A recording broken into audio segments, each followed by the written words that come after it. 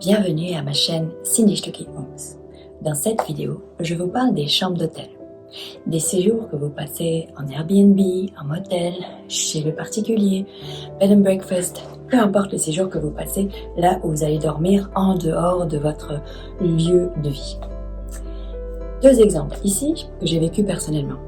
Le premier, c'est en Airbnb avec mon compagnon, on loue pour 10 jours. Au début, tout se passe à merveille. Le Airbnb est fabuleux, on sent une belle énergie, tout se passe bien. Au fur et à mesure du séjour, on commence à se taquiner, se chamailler, se quereller. Et je me dis ça va pas le faire. Un matin, je me réveille prise de conscience. En fait, je percevais vraiment les propriétaires en train de se chamailler dans la chambre où on était en train de dormir. Il se trouve que quelques temps plus tard, je rencontre la propriétaire de ce Airbnb et elle me dit qu'en fait, ils ont acheté cette maison en commun et au fur et à mesure du temps, eh bien, ils se sont séparés.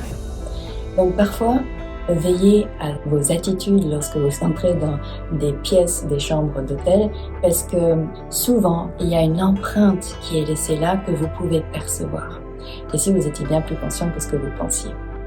Deuxième exemple, dans des chambres d'hôtel plutôt de passage, proches d'un aéroport ou sur une longue lignée d'une ville à une autre, là où il y a beaucoup de mouvements, il peut arriver que vous viviez des insomnies, cauchemars, ce genre d'inconfort.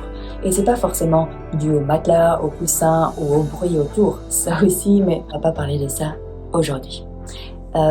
C'est souvent également des empreintes. Typiquement, là je suis dans un hôtel juste à côté de l'aéroport et qu'est-ce qui s'est passé toute la nuit?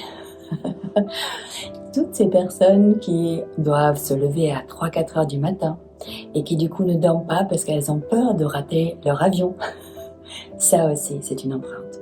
Donc en fait, c'est quoi une empreinte? C'est un peu comme lorsque vous marchez sur la neige et que vous laissez vos empreintes, ou alors sur un béton fraîchement coulé, il y a des empreintes qui restent un peu plus longtemps, surtout lorsqu'on a affaire à des propriétaires qui louent leur chez-soi, ou des empreintes de neige qui fondent au soleil qui restent un peu moins longtemps, mais du coup dans des hôtels de passage, il y a plusieurs empreintes. Donc, si vous aussi, vous êtes affecté ou avez cette sensibilité avec laquelle vous êtes conscient qu'il y a quelque chose qui ne joue pas, en général, c'est quand on ouvre la porte et qu'il y a un inconfort, il y a une contraction, il y a quelque chose qui vous titille, qui vous dit « Ah, ok, heureusement que c'est juste pour une nuit. » Ça, en général, c'est une empreinte ou plusieurs empreintes. Donc, qu'est-ce que vous pouvez faire pour au moins passer une bonne nuit? Parce que vous avez payé cette chambre d'hôtel. C'est pour bien dormir, pour vous reposer, pour vous régénérer et profiter du séjour. Donc, première chose à faire, c'est déjà de le reconnaître. Combien de fois dans des situations de vie, que ce soit professionnelle, familiale, amicale, quand vous reconnaissez quelque chose, à quel point donc vous pouvez reconnaître que ça c'est une empreinte et que ce n'est pas à vous. Deuxième chose, qu'est-ce que vous faites après?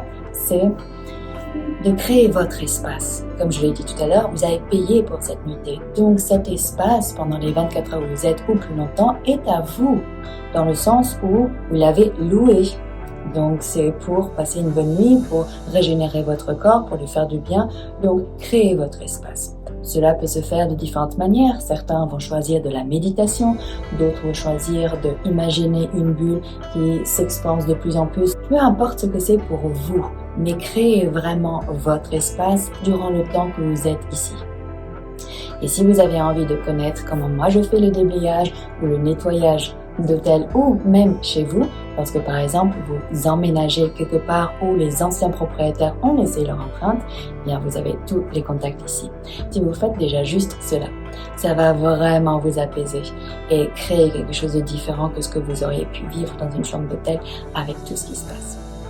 Et si vous avez aimé la vidéo, je vous invite à liker et à vous abonner pour avoir plus ample information au sujet des déblayages de maison. Merci et à bientôt!